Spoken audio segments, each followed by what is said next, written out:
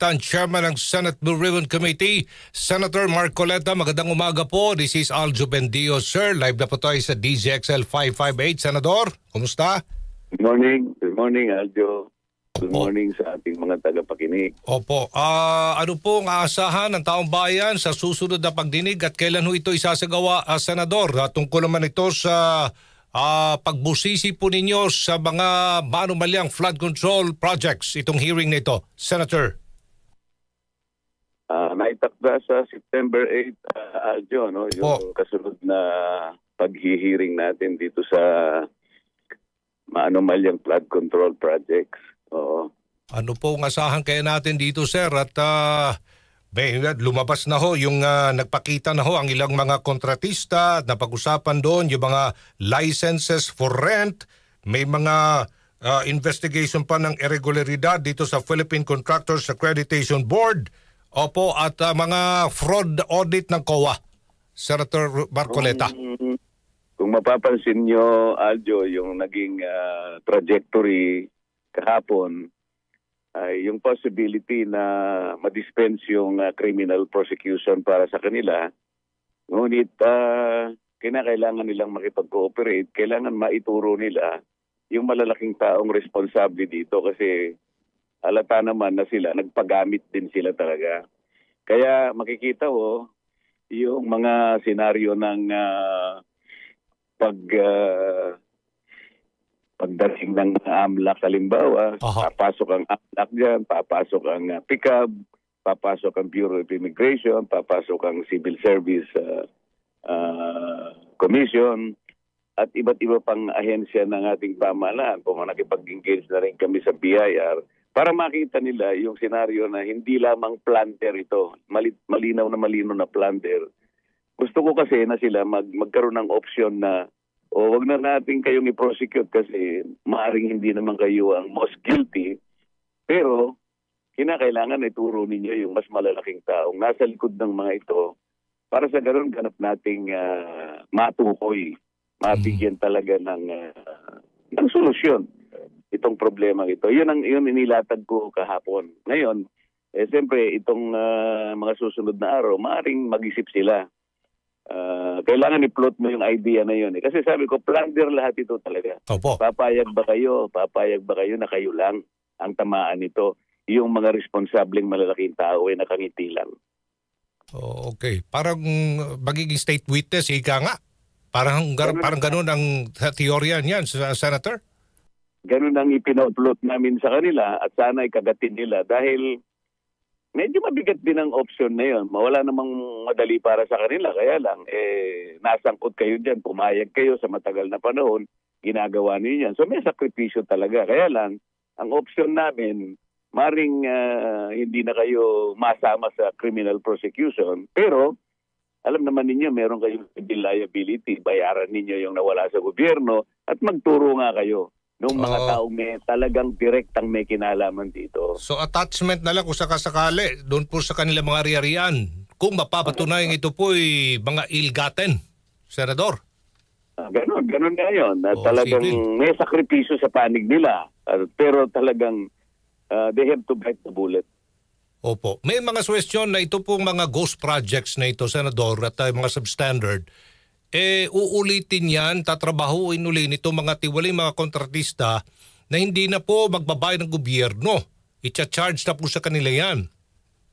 Yan nga yung sinasabi ko na you have to indemnify the government. Kung cross project, bayaran ninyo. Oho. Ibalik ninyo yung perang kinuha ninyo kasi wala naman kayong naipundar, di ba? Opo. Pag defective naman, gawin nyo. At saka magpatulong kayo sa mga surety bond agencies, mga insurance companies. Makakatulong din sa inyo para hindi kayo ang lahat ang bumalikat niyan. Kasi meron mga performance band dyan. Papasok ang mga banding companies yan. Kaya pati insurance, kung makikita mo, pinatawag na. Okay. Yung COA, kaya nga yung COA, sinasabi ko, kayo lahat may kasalanan din dyan eh. Paano magkakaroon ng cost projects nang hindi kayo pumirma riyan? Yun. Opo. May mga accomplishment report sila. So, itong mga kontratista, ito po yung mga pribadong mga individual, ma-dispense sa kanilang mga criminal prosecution kapag sila ay magsalita. Pero ito po mga district engineer, ito pong mga opisyales o mga personnel ng COA at iba pang nasa panig ng gobyerno, criminal case ang kakarapin. Walang ano yun eh. Walang, hindi sila sasantuhin doon kasi sila yung principal na participant eh. Opo. Oo. What happened? Opo. What will happen, Senator Marcoleta, sir? May lumabas so talagang involved dito ang ilang mga kawani ng Kongreso. Wala tayong magagawa, Aldo. Talagang kung saan aabuti ng ebidensya. Oo. Hindi ba? Opo. Kasi kaya kung mapapansin mo, papunta na ako doon. Kaya lang talagang imamanage natin ang panahon. Marami rin kami doon. Oho. Pangalawa, kailangan by exactly 2:30 dahil i-rearrange yung plenary dahil magse-session kami. Kaya ang dami kong challenges din eh. Pero papunta na ako doon sa paano nangyari. Ito yung NEP. Yung NEP, ito yung ceiling na bibigay ng DBM. Pagkatapos, marireconfigure yun eh. Papasok lahat ng mga insertions. Alam mo, nandun yung sinasabi ko sa yung malalaking participant na kinakailangan mabunyag man lang kung paano nila ginagawa ito. Opo. Kung mapapatunayan nagkasala o meron talagang ginawang kalokohan ng ilang mga mambabatas, parang bato po ang babanggain niyo po dito. Wala tayong magagawa, Aljo eh. Yun ang mandato eh. Aha. So ito pong mga opisyal na ito ay inaasahan din ba makukulong? Hanggang sa extent ng ebidensya na mailalatag laban sa kanila. Kasi yun ang pahirapan dyan eh. Kailangan merong magturo talaga, Aljo eh. Opo. Kailangan merong magturo. Kaya yung mga feelers na nagpupunta sa akin, nagpapadala ng kung ano-ano, sabi ko, gumawa na kayo ng sworn statement. Yan lang ang i-assess ko, i-evaluate kung matatag o hindi. Yun ang option na binibigay ko sa inyo. Kailangan magturo kayo kasi yun lamang ang kondisyon para yung criminal prosecution ay hindi na maihain laban sa inyo. Opo. Ito bang investigation ito, Senator Marcoleta, babalikan ba natin yung nakarang administrasyon? Yung ebidensya, kung merong mag-uugnay doon sa mga taong gobyerno ng nakarang administrasyon, ebidensya talaga. Hindi politika, yung ebidensya. Okay. Nasilip din doon ang mga korporasyon na itinayo po ng ilang mga kontratista na ito. Mabilis lang ho sila makapagtayo ng mga korporasyon. Sila lang din at pumasok ho ng kontrata sa gobyerno. May mga suwestyon ng ilang mga abogado dito, Senator, why not i-amend ang corporation law?